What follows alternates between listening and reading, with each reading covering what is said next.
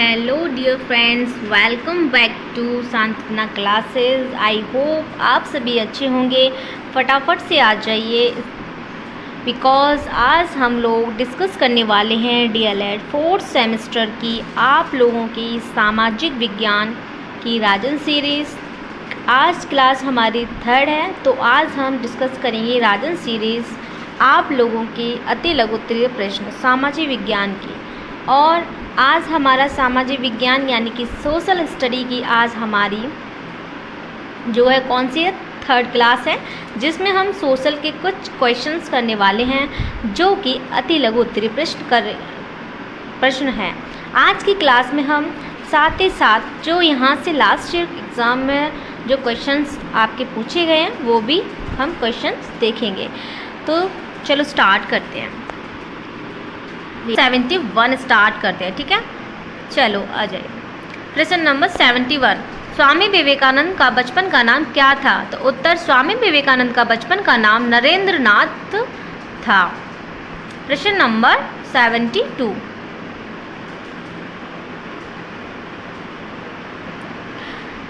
है ना। प्रश्न नंबर 72, बंगाल विभाजन के समय भारत का वायसराय कौन था? उत्तर, बंगाल विभाजन के समय भारत का वायसराय लॉर्ड कर्जन था। प्रश्न नंबर 73, 1911 ईस्वी में दिल्ली में आयोजित दिल्ली दरबार में इंग्लैंड का कौन सम्राट सम्मिलित हुआ था? तो कौन सा हुआ था? उत्तर में जॉर्ज पंचम। ये आपका 2021 में आए हुए क्वेश्चन है, ठीक है। ये मोस्ट इंपोर्टेंट क्वेश्चन है। प्रश्न नंबर 74, चोरी चोरा कांड किस आंदोलन के दौरान हुआ था? उत्तर, चोरी चोरा कांड असहयोग आंदोलन के दौरान हुआ था। प्रश्न नंबर 75, किस गोलमेज सम्मेलन में गांधी जी ने भाग लिया था? उत्तर, गांधी जी ने दूसरे गोलमेज सम्मेलन में भाग लिया था। प्रश्न नंबर 76, संयुक्त राष्ट्र संघ की सुरक्षा परिषद में कितने सदस्य राष्ट्र होते हैं? उत्तर, संयुक्त राष्ट्र संघ की सुरक्षा परिषद में 15 सदस्य, 5 स्थायी तथा 10 अस्थायी सदस्य राष्ट्र होते हैं। प्रश्न नंबर 77, मिड डे मील योजना किस वर्ष प्रारंभ की गई थी? तो उत्तर, मिड डे मील योजना का प्रारंभ वर्ष 1995 में किया गया था। प्रश्न नंबर 78, है ना, सूर्य से आने वाली हानिकारक परावैंगनिक किरणों से कौन सा रोग उत्पन्न होता है? उत्तर, सूर्य से आने वाली हानिकारक परावैंगनिक किरणों से त्वचा का कैंसर रोग होता है। प्रश्न नंबर 79, नदियों में जल प्रदूषण की माप किससे की जाती है? उत्तर, नदियों में जल प्रदूषण की माप बायोलॉजिकल ऑक्सीजन डिमांड BOD से की जाती है। प्रश्न नंबर 80, 2011 की जनगणना के अनुसार भारत का लिंगानुपात कितना है? उत्तर, 2011 की जनगणना के अनुसार भारत का लिंगानुपात 940 है।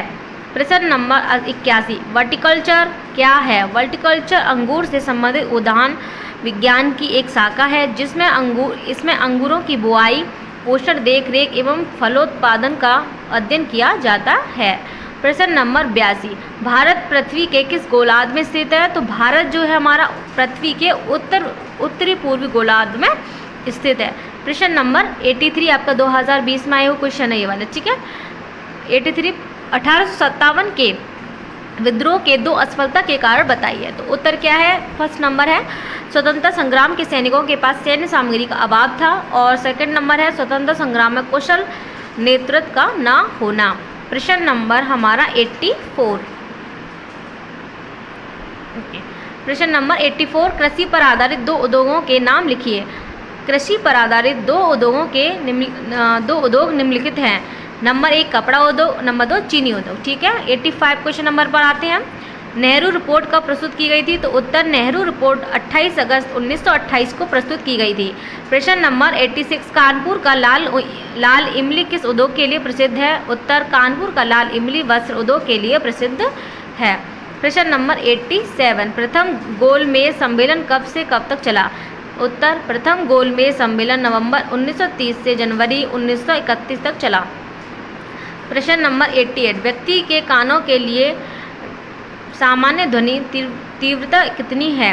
उत्तर, व्यक्ति के कानों के लिए सामान्य ध्वनि तीव्रता 60 डेसिबल है।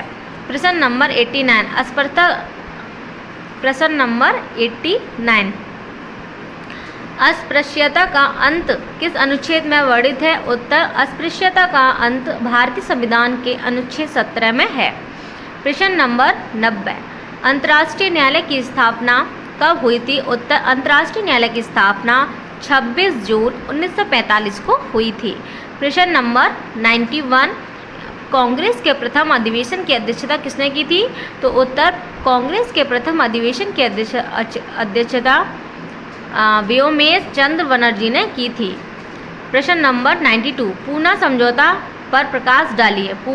उत्तर, पूना पैक्ट 24 सितंबर 1932 को गांधी जी और डॉक्टर अंबेडकर के बीच हुआ एक समझौता है जिसके सांप्रदायिक पंचायत में दलितों के लिए प्रांतीय विधान सभा में पृथक निर्वाचन प्रणाली को समाप्त कर उनके लिए 71 के बदले 148 स्थान सुरक्षित रखे गए।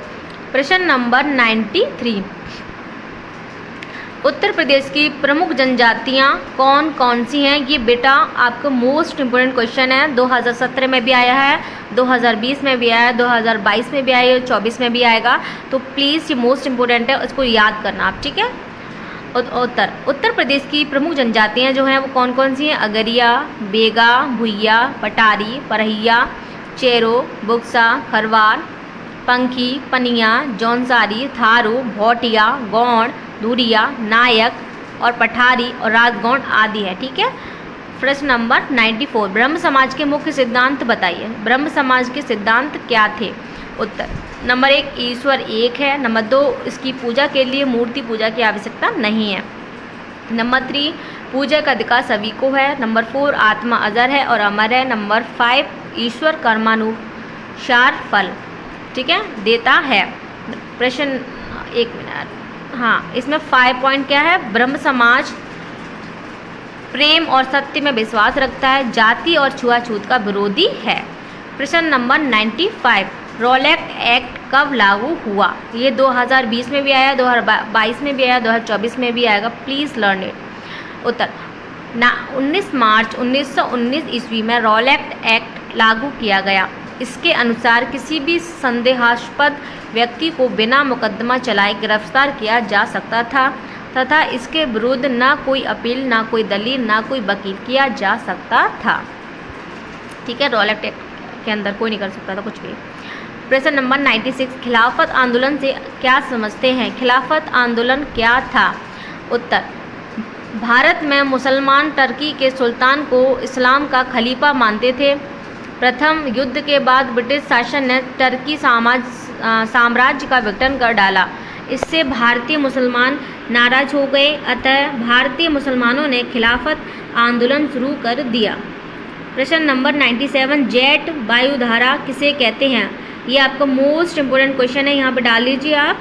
उत्तर, वायुमंडल में बहने वाली तेज हवा जो पश्चिम से पूर्व की ओर बहती है, ठीक है, ये हमारा क्या होता है? जेट वायुधारा कहते हैं। प्रश्न नंबर 98, रामकृष्ण मिशन की स्थापना किसने की थी? उत्तर, स्वामी विवेकानंद ने की थी।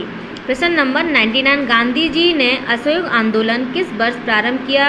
तो उत्तर, 1920 में असहयोग आंदोलन प्रारंभ किया था। प्रश्न नंबर 100, स्वराज हमारा जन्मसिद्ध अधिकार है, इसे हम लेकर रहेंगे, किसका कथन है ये आपको पता ही होगा। उत्तर, पंडित बाल गंगाधर तिलक ने कहा था, ठीक है। प्रश्न नंबर 101, होम रूल आंदोलन के प्रमुख नेता कौन थे? उत्तर, बाल गंगाधर तिलक, श्रीमती एनी बेसेंट, ठीक है, ये थे होम रूल आंदोलन के प्रमुख नेता थे। प्रश्न नंबर 102, भारत छोड़ो आंदोलन कहाँ से प्रारंभ हुआ था? ये बम्बई से प्रारंभ हुआ था, ठीक है। प्रश्न नंबर 103, प्रथम पंचवर्षीय योजना कब लागू की गई थी? तो उत्तर, 1951 ईस्वी से। प्रश्न नंबर 104, भारत में चांदी मुख्यतः किस प्रदेश में पाई जाती है? उत्तर, राजस्थान में। प्रश्न नंबर 105, सुलह-कुल महोत्सव कहाँ मनाया जाता है? उत्तर, उत्तर प्रदेश के आगरा शहर में। प्रश्न नंबर 106, उत्तर प्रदेश का राजकीय पक्षी कौन है? तो आपका कौन है? सारस है, ठीक है। एक मिनट, वेट, ठीक है। प्रश्न नंबर 107, विश्व ओजोन दिवस कब मनाया जाता है? 16 सितंबर को मनाया जाता है और ये मोस्ट इम्पोर्टेंट क्वेश्चन है, आपको सभी को याद होना चाहिए। प्रश्न नंबर 108, आलू उत्पादन में उत्तर प्रदेश का कौन सा स्थान है? तो वो उत्तर कौन सा है? प्रथम स्थान है आलू का। ठीक है, आलू हमारा उत्तर प्रदेश में बहुत ज़्यादा होता है। प्रश्न नंबर 109, सूचना का अधिकार भारत में किस वर्ष लागू किया गया? प्रश्न उत्तर 5 जून 2005 में लागू किया गया था। प्रश्न नंबर 110, उत्तर प्रदेश का सबसे कम जनसंख्या घनत्व वाला जिला कौन सा है? तो है ललितपुर। प्रश्न नंबर 111, भारत में पवन ऊर्जा के उत्पादन में कौन सा भारत का राज्य अग्रणी है? तो कौन सा उत्तर? तमिलनाडु। ठीक है। प्रश्न नंबर 112, लिंगानुपात से क्या तात्पर्य है? ये मोस्ट इंपोर्टेंट क्वेश्चन है, 19 में भी आया, 22 में भी आया, 2024 में भी आएगा आपका, तो प्लीज़ लर्न इट। उत्तर, किसी क्षेत्र विशेष में पुरुष एवं स्त्री की संख्या के अनुपात को लिंगानुपात कहते हैं। प्रश्न नंबर 113, भारत में राष्ट्रीय आंदोलन के नरम दल के 2 नेताओं के नाम बताइए। राष्ट्रीय आंदोलन के प्रथम चरण के उदारवादी आंदोलन के प्रमुख नेता कौन थे? राष्ट्रीय उदारवादी आंदोलन के प्रमुख नेता कौन थे? ये 2018 में भी आया, 2016 में भी आया हुआ क्वेश्चन है, पढ़ते हैं। राष्ट्रीय उदारवादी आंदोलन के प्रमुख नेता दादा भाई नारोजी, महादेव गोविंद रानाडे, फिरोज शाह मेहता, सुरेंद्र नाथ बनर्जी, वयोमेश चंद्र बनर्जी, गोपाल कृष्ण गोखले, मदन मोहन मालवीय, के मित्रा तथा पृथ्वी चंद्र राय थे। प्रश्न नंबर 114, गांधी जी ने 11 फरवरी 1920 को असहयोग आंदोलन क्यों स्थगित कर दिया? प्रश्न नंबर 114, गांधी जी ने 11 फरवरी 1920 को असहयोग आंदोलन क्यों स्थगित कर दिया? उत्तर, 5 फरवरी 1922 ईस्वी को गोरखपुर के निकट चोरी चोरा गांव में पुलिस ने भीड़ पर गोली चलाई गई। जब इसका गोला बारूद समाप्त हो गया तो पुलिसजनों ने अपने को थाने में बंद कर लिया। भीड़ ने थाने में आग लगा दी, जिसमें 22 व्यक्ति जलकर मर गए। अब गांधी जी को यह समाचार मिला तो उन्होंने असहयोग आंदोलन रोक दिया, क्योंकि असहयोग आंदोलन हिंसात्मक हो गया था। क्लास हम यहीं पर समाप्त करते हैं। तब तक के लिए बाय बाय, टेक केयर। और हमारी जो क्लास है ये हमेशा आपकी 7 PM पर होगी, तो आप प्लीज़ इस पर आप आ जाया करिए और देख लीजिए करिए। और अगर आपको मेरी वीडियो पसंद आती है तो प्लीज़ लाइक करें, और अच्छी लगती है तो कमेंट करें, और मेरे चैनल को ज़रूर सब्सक्राइब करें। Thank you.